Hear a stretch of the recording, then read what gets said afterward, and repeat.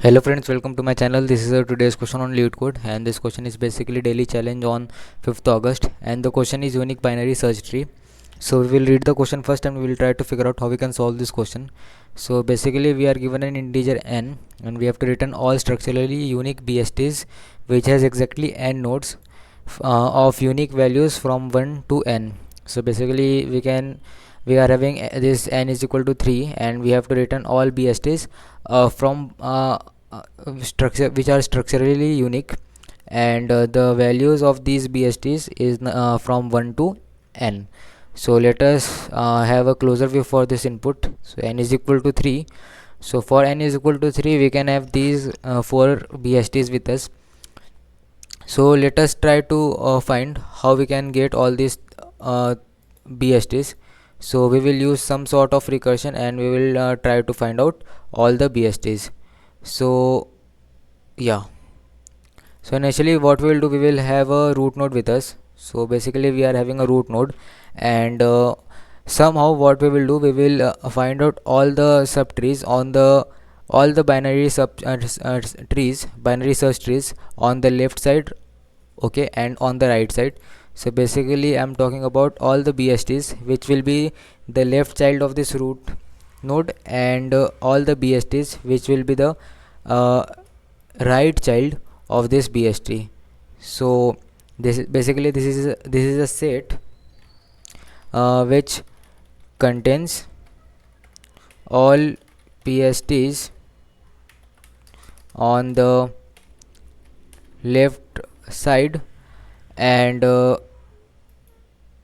this is a set which contains all BSTs on the right side. Okay, so somehow we will find out all these BSTs, and what we will do, we will just make the one of these BSTs as a left child of this root node, and one of the BSTs of right side as the right child of this root node, and we will return all possible combinations in a vector, okay, in a vector of tree node.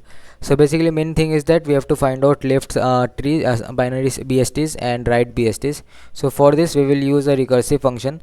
So let us say the recursive function is get all and the parameters will be start comma end. So I will explain what this function will do. So this function will give us all the BSTs from having minimum node value as a start and maximum node value as end. So this is going to so this is the work of this function. So talking about this the base case of this recursive function. So basically if start, so if start is greater than end, so in this case we will not have any BST with us, so we will just return null BST, okay, in this case. So these are the base cases, and this is how this is the main function of this recursive function. So let us try to code this. Okay, so before we code this question, we can use memoization here, because if we are using recursion we can use memoization here.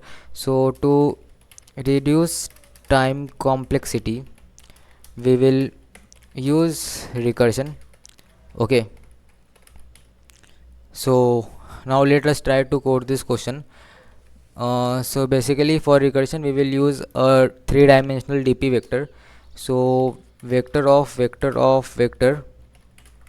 tree node star, okay, and it is a DP vector. So basically what this DP vector will do, so it will store all BSTs from start is equal to I to end is equal to j. So this is going to store this BSTs.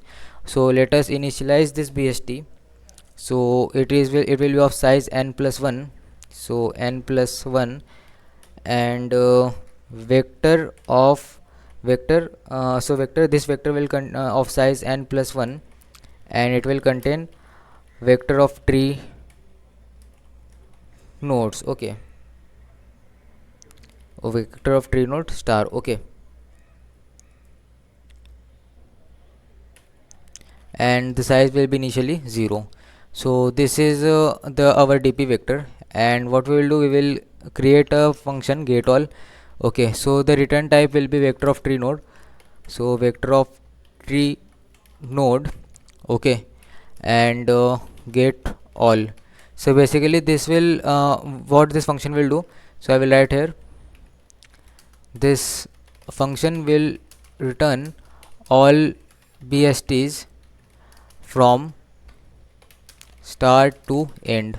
Okay, so this is the function of this recursive function. So we will pass parameter int start and int end, and for recursion memorization we will pass dp vector also.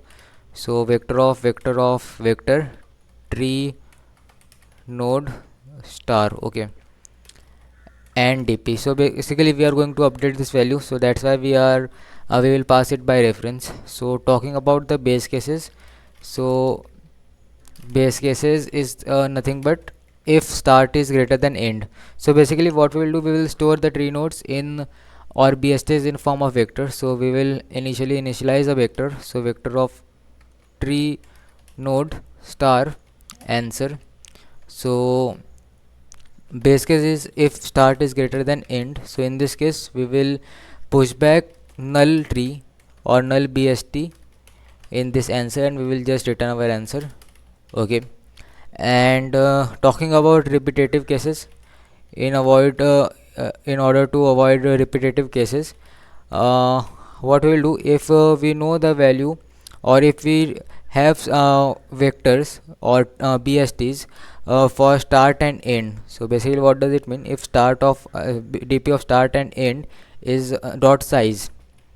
So what does it mean, we are having tree nodes for this start comma end. So if it is greater than 0, we will just return this dp of start and end.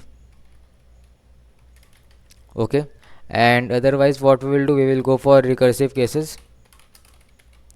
Okay, so what we will do, we will iterate over start and end,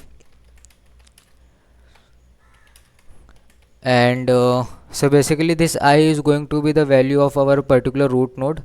And what we will do, so this is the value of this root node is nothing but I. And what we will do, we will solve for the left part and we will solve for right part, and we will attach trees on the left part at the left side, and we will attach trees on the right side at the right side of the uh, node. So basically for this we will again have a vector of tree node, and this will be left trees. Okay, so left trees, so this will contain all the trees on the left side. So basically we will get this by using this function get all. So get all start and I minus 1 and dp.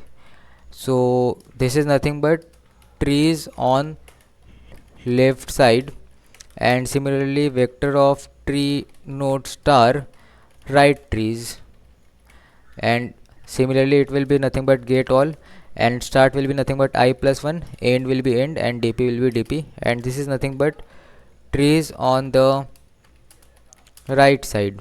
Okay, so in this way we got trees on the left side and right side, and we will iterate over both the sides. Okay, so for auto left tree, so it is nothing but left trees, and for auto right tree right trees. Okay, so what we will do, we will take a left tree from the left trees, and we will take a right tree from right trees. As I said here, we will take one tree from this side and one tree from this side, and we will make this tree from the left side as a left child and from right side as a right child. So that's what we are going to do here. So we will we will first create our root node. So for this we will write tree node star root, and it is nothing but new tree node, and it will be having value I. And for this root node, the left child be nothing but left tree. Okay, and right child is nothing but right tree. Okay, and we will just push back this tree or root in our answer, and we will return our answer. So we will just return dp of start and end is equal to answer. And in this way this recursive function will work. And finally what we will do, we will just return this function. So return get all, the start will be nothing but 1, end will be nothing but n, and we will pass dp also. So let us see whether the code works or not.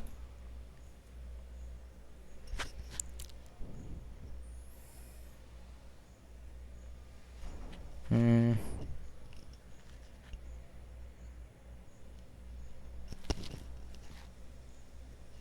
So I don't know why it is taking time. So there is some kind of network issue here. So okay, so you can see that both the cases are passing. So let us see for main cases. So you can see that all the cases are passing. Okay, so let us try to understand this code again. So basically what we will do, as I said here, we will get a root node here, and we will just get all the BSTs which will be on the left side, or which will be left child of this root node, and all the BSTs which will be the right side of this, or right child of this root node.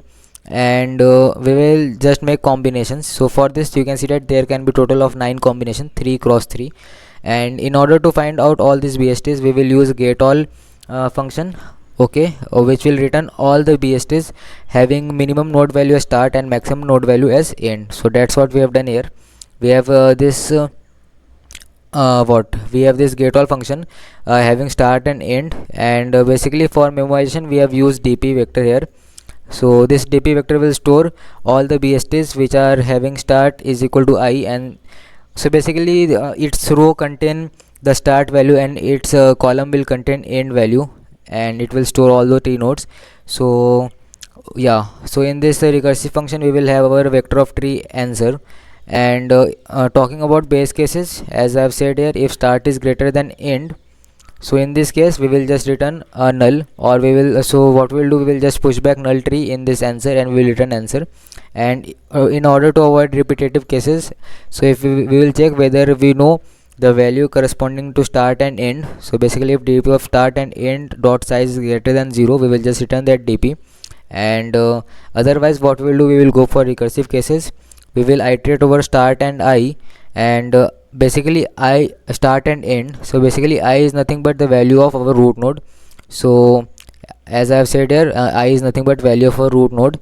And we found all the trees on the left side using this get all function recursively, and similarly for the right trees.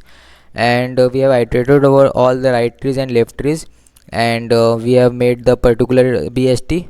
So you can see that the particular BST is having node value as 1 I, and we have taken one of the BST on the right left trees. Okay, and you can see that left tree is nothing but it is a element of, it is the tree on the left trees.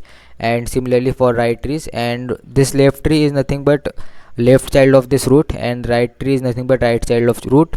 And in this way we got our BST, and we will push this BST in our answer vector, and we will return it. Okay, and for memorization we are going to update dp of start and end as answer. So in this way we have solved this question. I hope you understood my solution, and if you like my solution, if you like my code, you can like my video also. And if you have any kind of doubt regarding this question, you can ask me in comment section. And if you want to share any idea regarding this question, you can again write in comment section. And if you want to see some more videos like this, you can subscribe my channel. Thank you.